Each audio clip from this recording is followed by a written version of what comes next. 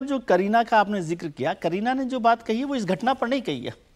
जो पेपरजीज और जो मीडिया में जो लोग हैं वो बात कर रहे हैं कि वो पार्टी में थे, उस समय वो वहाँ पार्टी कर रहे थे, कुछ लोगों ने उनका वो पिक्चर डाल दिया जहाँ पर कुछ ग्लास रखे हुए हैं, नहीं रखे हुए। तो इस सब की बात उन्होंने कही है कि इस तरह से प्रिवेसी में आप दखल ना दें यदि इस मसले पर बात करना चाहते हैं।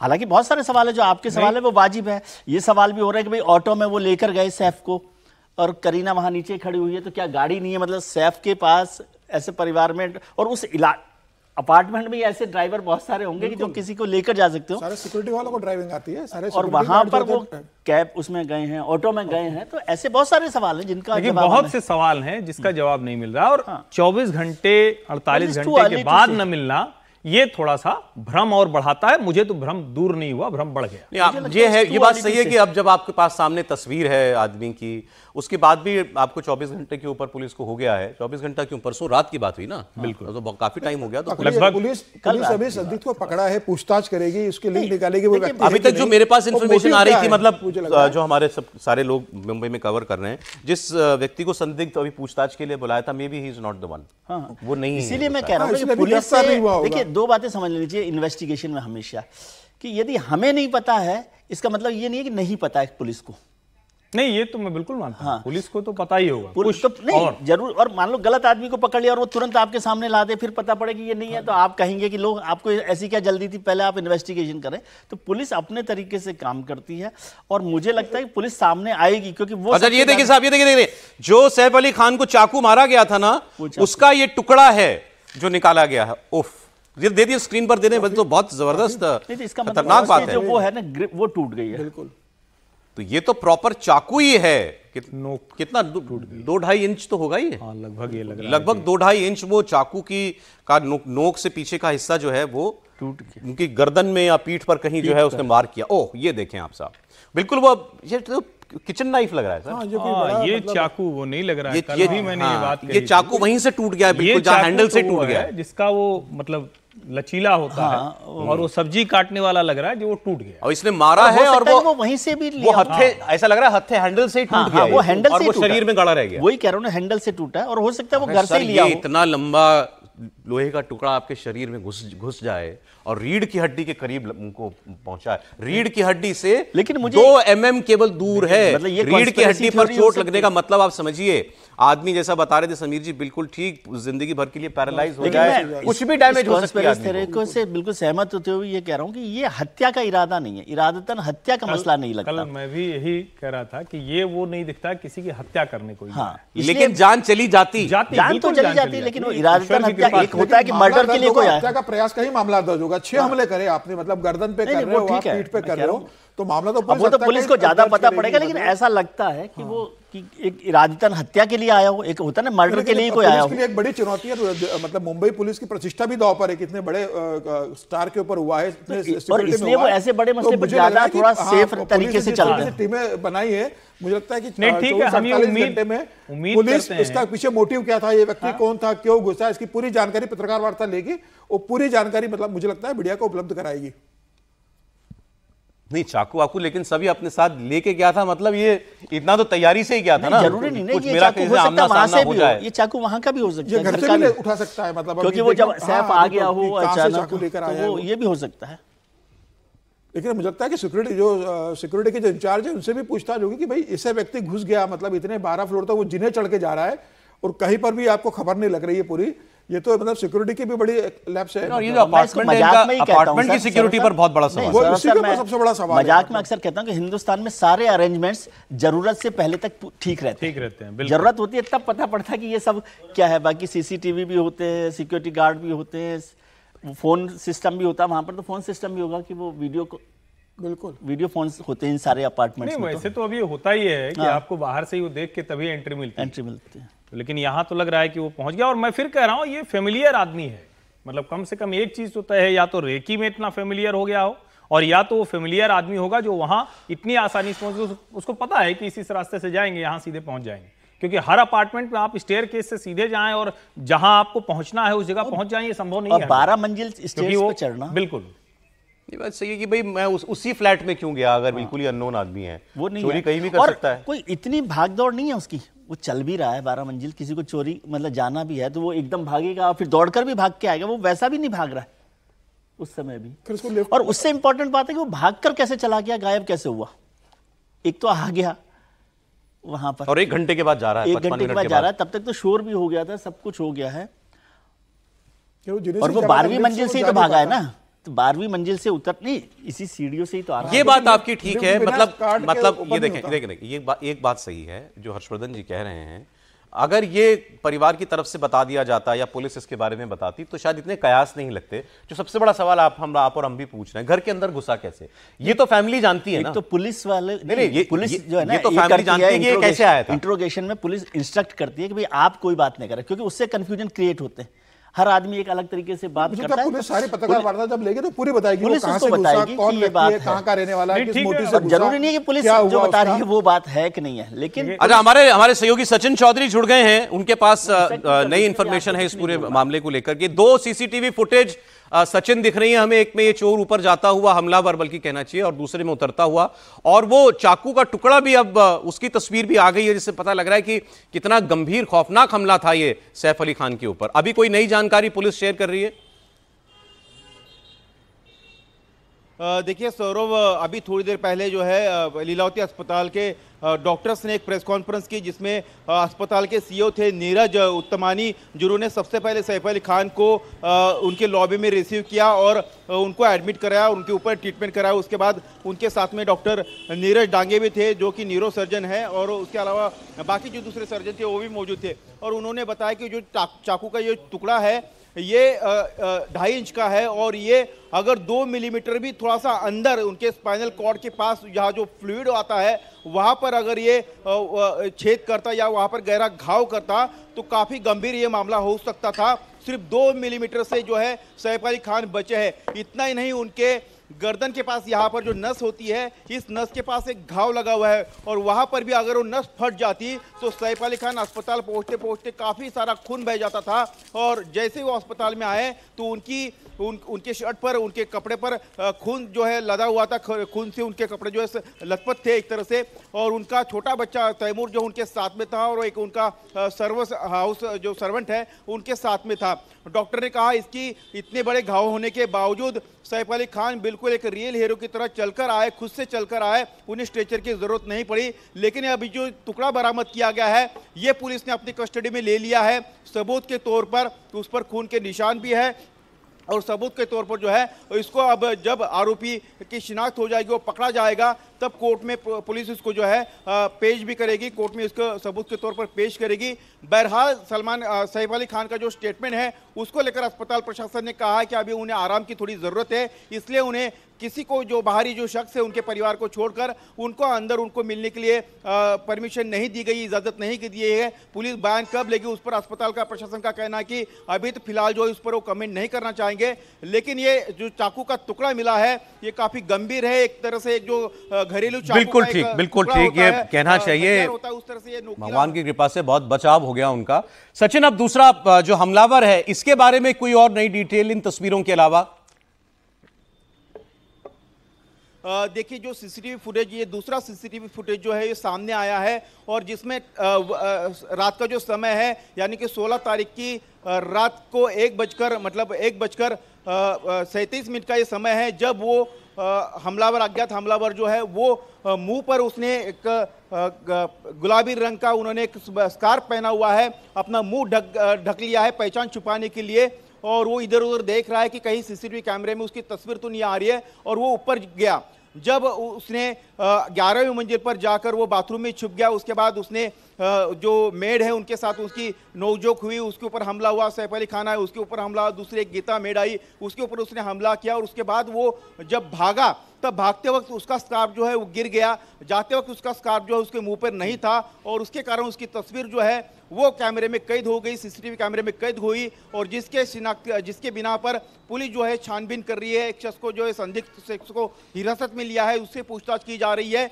लेकिन जाते वक्त जो है उसके मुंह से ये स्कार्फ नहीं था, इसके कारण उसकी तस्वीर आई है। लेकिन जब वो एंटर कर रहा था, ऊपर जा रहा था, आपने कहा कि ये बाथरूम में छुप गया, मतलब ये घर के अंदर बाथरूम में छुपा हुआ था, सैफ आए तो उससे इसका आमना सामना हो गया।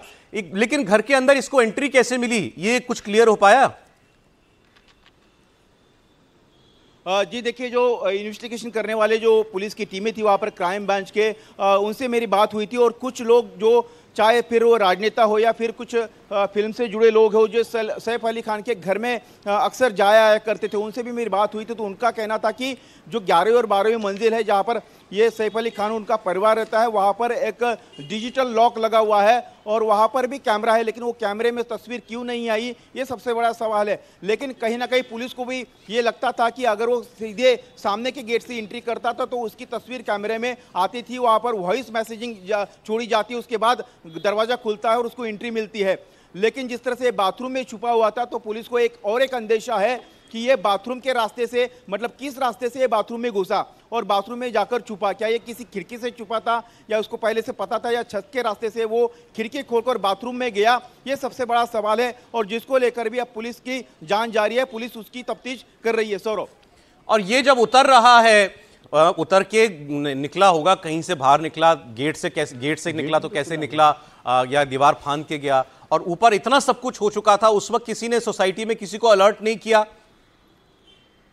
मतलब पहला फोन पुलिस को कब गया, ये पुलिस ने बताया? जी देखिए,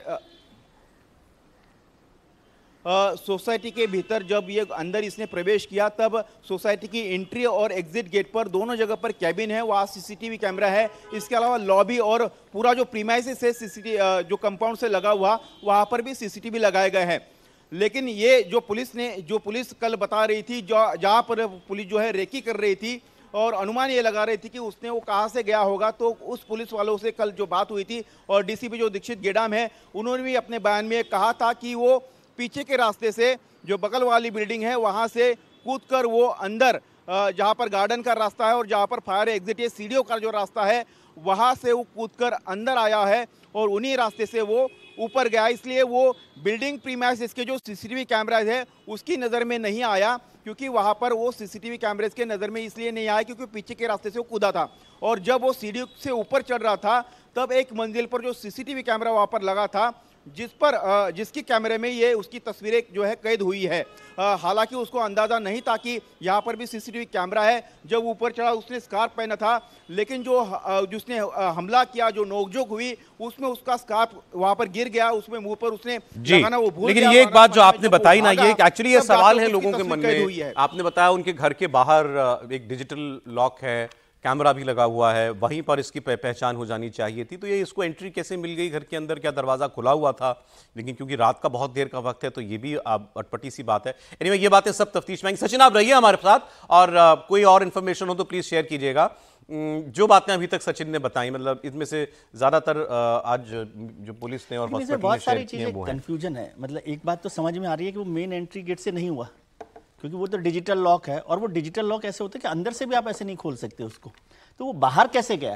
तो क्या मतलब, इसका मतलब हुआ कि वो पीछे जो खिड़की होगी या जिस भी जगह से एंटर किया वहीं से वो आया। और आप देखिए, यदि सिक्योरिटी सिस्टम को, जितना मैं समझता हूँ, जो इस तरह के सिक्योरिटी सिस्टम होते हैं उसमें जो कॉरिडोर्स में सीसीटीवी लगे होते हैं उसका फोकस उस एंट्री गेट पर होता है, ताकि पता पड़ता है कि वहाँ जो एक्टिविटी है वो हमेशा कैप्चर हो। कॉरिडोर की तो होती है उसमें, लेकिन जिस भी कॉरिडोर में वो कैमरा लगा हुआ है तो वहाँ पर जो फ्लैट होगा उसके एंट्री गेट पर भी उसका फोकस होगा। तो इसका मतलब उस कैमरे पर नहीं आया, तो इसका मतलब जाहिर है कि वो सीधा जो मेन, वैसे तो इतना बड़ा अपार्टमेंट है और बाहर का जो भी पेरिफेरी होगी वहां पर तो हर एरिया को कैप्चर किया जाता है। कैप्चर क्या होगा, वो पर्पस ही ये है कि कहीं से भी कोई एंट्री ना हो पाए। डिजिटल लॉक को कोई जो ऑथराइज्ड है उसके अलावा कोई नहीं खोल सकता ना। हाँ, और दूसरा इससे भी बड़ा महत्वपूर्ण सवाल मुझे जो परेशान कर रहा है वो ये है कि वो बाहर गया कैसे? जब सैफ आ गया, झगड़ा हो गया, सब कुछ हो गया और आप कह रहे हो कि सैफ एक ठीक तरीके से हीरो की तरह से हॉस्पिटल गए हैं, तो इसका मतलब उसको छोड़ना। मैं सैफ की स्ट्रेंथ को यदि समझे और इस व्यक्ति की स्ट्रेंथ को पकड़े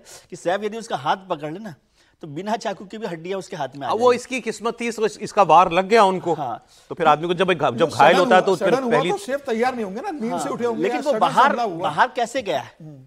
हाँ, ये है कि उसके बाद उतर के भी उतनी आसानी से चला गया। मैं इसीलिए बार बार कह रहा हूँ कि कहानी में स्पष्टता के बजाय झोल ज्यादा है। और ये जो जिस तरह से और ये कहते हुए हम कतई भाग नहीं रहा, वो हाँ, वो भाग नहीं रहा है, स्टेयर्स पे उतरते हुए ये कहते हुए हम कतई सैफ अली खान के प्रति जरा सा भी कम संवेदनशील नहीं है।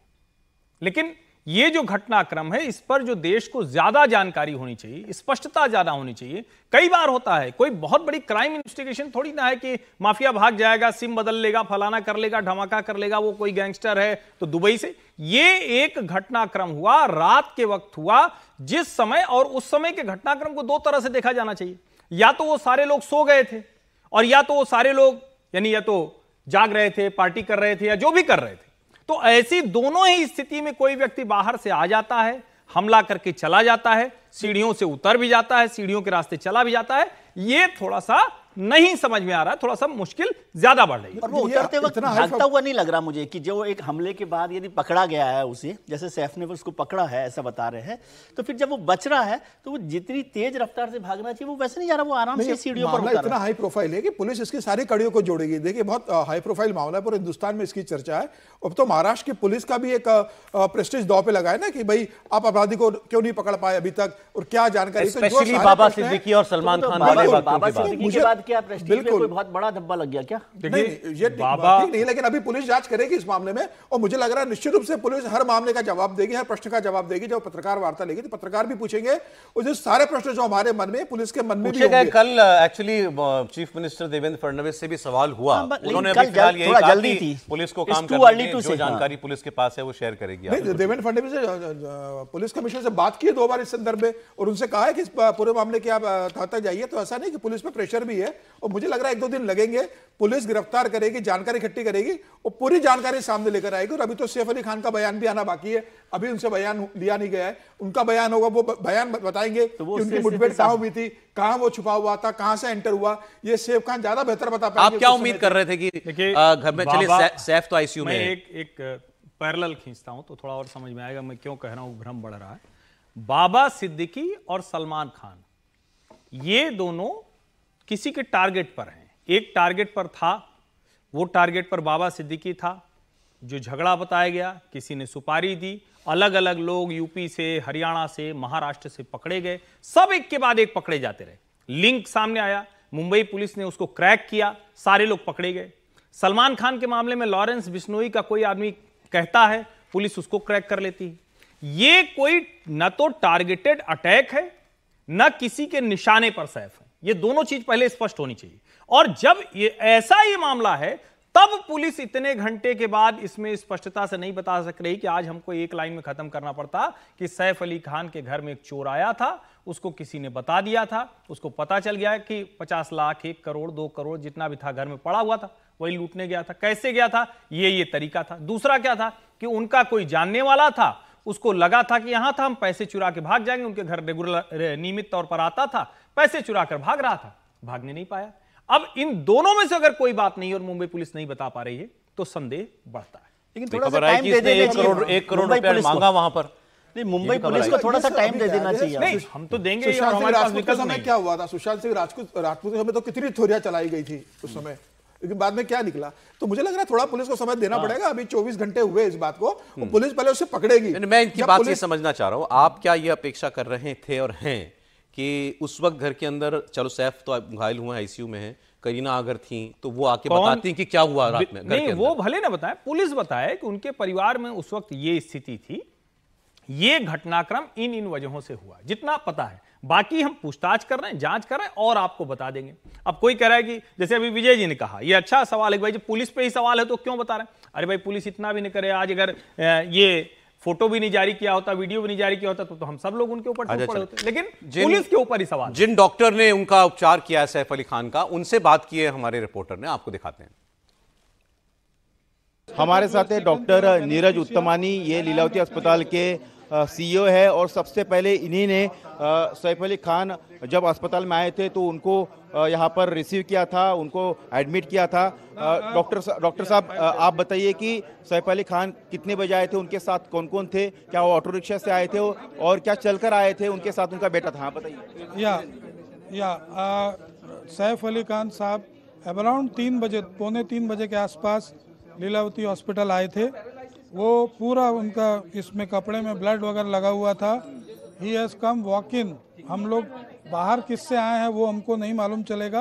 हॉस्पिटल के अंदर गेट कैजुअल्टी के अंदर वो वॉक इन आए थे अपने 7 साल के बच्चे के साथ, और शायद तो बच्चे का अटेंडेंट भी साथ में था। ये 3 लोग वॉक इन आए थे। He is a real hero.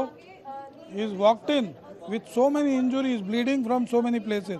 He walked in like a real hero. आपने कहा कि बिल्कुल टाइगर की तरह। हाँ, real hero. And now he is so charming. He is after the surgery he is back to his the mood and everything. Sir कहाँ उनको injury हुई थी? 4 घाव बहुत गहरे थे। एक सबसे गहरा घाव था, वो था स्पाइनल कॉर्ड के पास में। डी हमारे लेवल से उसको थोरेसिक वर्टिब्रा कहते हैं। वो स्पाइन के पास था वो इंजरी, जिसमें एक फॉरेन पार्टिकल भी था। और एक जो गले पे इंजरी थी वो बहुत बड़ी इंजरी थी। वहाँ भी उनकी किस्मत अच्छी है कि यहाँ पे एक मेन आर्टरी होती है, वो बच गई। अगर वो आर्टरी इंजरी होती तो उनका बहुत ब्लड जा सकता था। पड़ती तो बहुत ज़्यादा ब्लीडिंग हो सकता था। मैडम, अगर वो जुगलर या मेजर वेसल्स नज़दीक में है तो he is really saved. Major vessels were not involve. तो यहाँ पे भी था, वो भी मेजर वेसल कट कर सकता था तो बच गया। और यहाँ पे इंजरी, रिस्ट इंजरी है, वो भी बहुत डीप थी। रिस्ट इंजरी एंड जो गले की इंजरी है, दोनों injuries were repaired by cosmetic surgeon doctor Leena Jain. नहीं, ये एनेस्थेटिस्ट थी तो उन्होंने रिपेयर किया। आज डॉक्टर लीना जैन आ नहीं पाई हैं अभी। तो ये जो सर्जरीज था उसमें सबसे इम्पोर्टेंट बात हमने नोटिस किया कि the wounds were very bad, very deep, लेकिन हर जगह उनकी किस्मत अच्छी है कि वो थोड़ा सा बच गए। कोई वाइटल ऑर्गन डैमेज जो परमानेंट डैमेज कर सके। मिलीमीटर से कहाँ से, मतलब पीठ की स्पाइन में जो एक्चुअल नर्व्स जहाँ से ड्यूरा वगैरह जो कवरिंग रहती है वो क्रॉस हो गया। तो वो वहाँ से पास होके थोड़ा सा रह गया स्पाइनल कॉर्ड को टच। उनकी तबीयत कैसी है? He is fine, absolutely. और अभी स्पेशल रूम में शिफ्ट कर रहे हैं उनको? हाँ, स्पेशल रूम। कब तक उनको डिस्चार्ज मिलेगा? ये अभी कह नहीं सकते, लेकिन 2-3 दिन में हो सकता है डिस्चार्ज। डॉक्टर साहब, कभी तक उनको डिस्चार्ज मिल सकता है? हालत कैसी है? मैं एनेस्थेटिस्ट हूँ। सर्जरी के टाइम पे जो भी जरूरी थी वो मैंने कर लिया। अभी डिसीजन है। क्या कैसी हालत थी उनकी? कितनी डेंजर है उनको? गहरी चोटें आई थी उनको? चोटें तो सब surgeon are the better person, they describe, but haemodynamically stable थे। सेंस ऑफ ओरेंज अच्छा था। सारी हिस्ट्री डिटेल में खुद पर्सनली दी है और सारे ब्लड टेस्ट और सब नॉर्मल था। और कार्डियक हमने पहले इवैल्यूएट कर दिया। जो एनेस्थीसिया की रिक्वायरमेंट है वो प्री ऑप में हमने सब देख लिया। और हिमोडायनेमिकली स्टेबल था, मेंटली ओरिएंटेड थे और सब चीज समझ के कंसेंट लेके हमने उनको लिया था। अभी हालत उनकी कैसी? आपने उनको मॉनिटर किया? He is good. अभी चल वगैरह सकते हैं? कितना समय उनको लग सकता है रिकवर होने में? No, as such, medically तो he is okay, but he needs rest. फिर भी 8 दिन के बाद वो सब अभी से तो नहीं बोल सकते। Everything will take time ना. It is not just a surgery ना. Mentally also he is stressed, so he needs rest. तो ये आप उन डॉक्टर्स से बातचीत सुन रहे थे जिन्होंने इलाज किया है सैफ अली खान को। आप जिस तरीके से डिस्क्राइब कर रहे हैं, बहुत नाजुक जगहों पर उनको चोट लगी थी और बहुत, अगर थोड़ा भी और डीप ये कट लग जाता उनको या चाकू पहुंचता तो बहुत नुकसान हो सकता था। खैर, वो बच गए, सलामत हैं, अच्छी बात है। हमारे सहयोगी राजेश भी जुड़ गए हैं हमारे साथ। राजेश, पुलिस की इन्वेस्टिगेशन से जुड़ी कोई और ऐसी नई बात जो आप शेयर कर सकें दर्शकों के साथ? एक संदिग्ध को आज बुलाया गया था सुनामने पूछताछ के लिए। देखिए, वो संदिग्ध अभी भी पुलिस थाने में ही है सौरभ, लेकिन जो आला अफसर हैं वो पूछताछ करके उससे निकल चुके हैं। आला अफसरों से जो हमारी बात हुई, जो पूछताछ में शामिल थे, उनका फिलहाल कहना है कि शख्स का इस केस से कनेक्शन नहीं दिख रहा है। हालांकि ये देखने में इसकी कद काठी ठीक वैसे ही है जैसा सीसीटीवी की तस्वीरों में हम उस शख्स को देख रहे हैं जो सीढ़ी से उतर रहा है, वो चढ़ रहा है। फिलहाल पुलिस पूरी कोशिश कर रही है कि उस शख्स को गिरफ्तार किया जाए, लेकिन अभी तक पुलिस वो उस शख्स तक पहुंचने में नाकाम दिख रही है। और इस दौरान पुलिस का छीछा लेदर भी हो रहा है, क्योंकि लगातार जिस तरीके से बांद्रा वेस्ट में घटनाएं हुई हैं, 3 बड़ी घटनाएं, सलमान खान के घर पे फायरिंग, उसके बाद बाबा सिद्दीकी की हत्या और अब सैफ अली खान के घर में घुसकर किसी ने चाकुओं से उन्हें गोद डाला और वो शख्स 24 घंटे 48 घंटे से ज्यादा का वक्त होने आ रहा है और वो शख्स जो है अभी भी पुलिस की गिरफ्त से बाहर है। इस शख्स को जो संदिग्ध को लाया गया था वो दिखने में उसके जैसा था, इसलिए पुलिस की टीम उसे उठाकर यहां लाई थी, लेकिन अभी भी कुछ पुख्ता बताने की स्थिति में पुलिस नहीं दिख रही है। कल जो बयान आया था, जो केयर टेकर हैं जो उस वक्त जहांगीर के साथ थी, जिनका पहला एनकाउंटर उस संदिग्ध के साथ हुआ था, उससे बहुत ज्यादा जानकारी जो है वो सीक्वेंस मिला था, वो समझ में आया था कि आखिर हुआ क्या था, वो शख्स पहले कहां घुसा था। लेकिन पुलिस अभी कुछ बहुत ज्यादा इन्वेस्टिगेशन को लेकर बता पाने की स्थिति में नहीं है।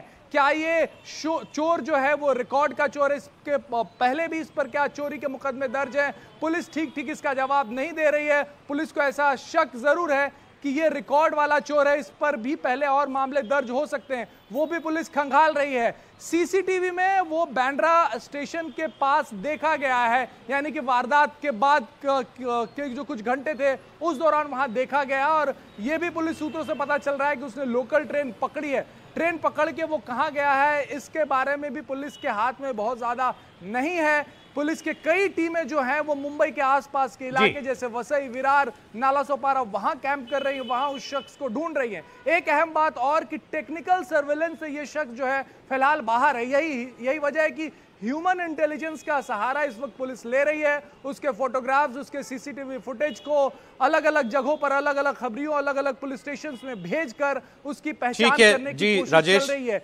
21 पुलिस स्टेशन की टीम और 12 क्राइम ब्रांच यूनिट जो है वो फिलहाल तफ्तीश कर रही है और उस शख्स को ढूंढ रही है। बहुत शुक्रिया राजेश, पूरी इंफॉर्मेशन के लिए आपका। इंतजार करते हैं, पुलिस इस बारे में नई जानकारियां जरूर शेयर करेगी जल्द मीडिया के साथ, उम्मीद करते हैं। बहुत शुक्रिया आपका।